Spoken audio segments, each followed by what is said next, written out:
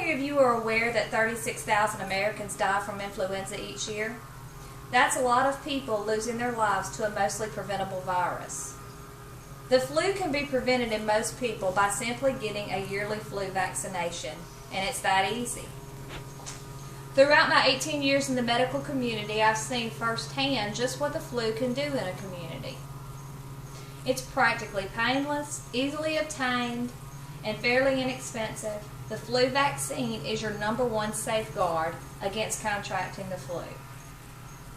So let me tell you, you can't handle the flu. And here's why. Should you contract the flu, you can expect severe body aches, high fever, cough, nausea, headache, and sore throat. But many of you will say, what's the worst that can happen? Well, you could get pneumonia, which is an infection of the lungs, Reye's syndrome, which occurs in children and adolescents and is oftentimes fatal, encephalitis, which is inflammation of the brain, which can cause stroke symptoms. And then there's myocarditis, which is inflammation of the heart and can lead to long-term cardiac damage. You could end up in the hospital, or worst of all, you could die. Flu accounted for 7.3% of deaths in the U.S. during the week of January 24, 2013. This is unacceptable. Everybody has an excuse, but most of the myths surrounding the flu vaccine can be dispelled. One of these is that the flu shot is dangerous. Not hardly. The flu shot contains a dead virus, and almost all people who receive the shot have no problems at all. Maybe just some soreness in the arm at the injection site. Another myth is that it doesn't prevent the flu. But according to the Centers for Disease Control, taking the flu shot decreases your chances of getting the flu by 70 to 90%.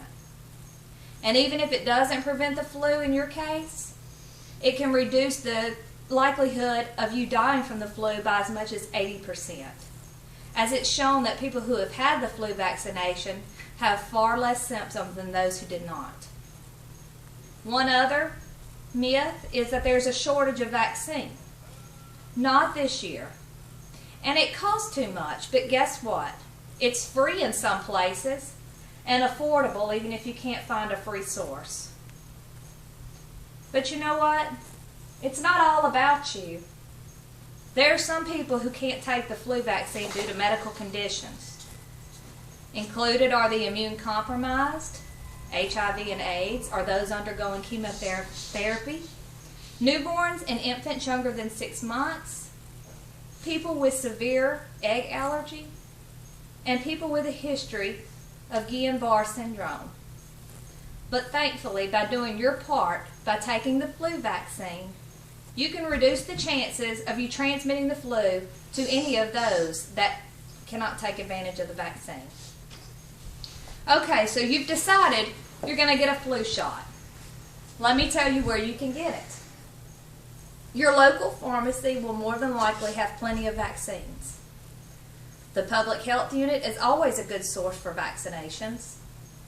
Your local doctor's office, of course. Even the college infirmary at most large universities. And some employers offer it to their employees free of charge. But everybody should be able to afford the flu shot. It's covered by most health insurance companies at 100% as part of the yearly preventative care treatment. If you don't have health insurance, you can go to some of your local places of business, such as Rite Aid, which offers the flu vaccination for $29.99, or CVS, which charges $31.99. And you can even go to Walmart. They set up flu kiosks every year, and for $25 you can receive a vaccination. That's far less than a hospital bill related to flu complications. So let's conclude. I know all of you have now decided to take the flu vaccine, not only to protect yourself, but your family and friends as well.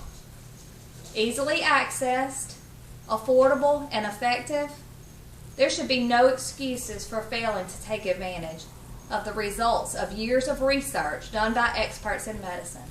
And take the flu shot, not just this year, but every year.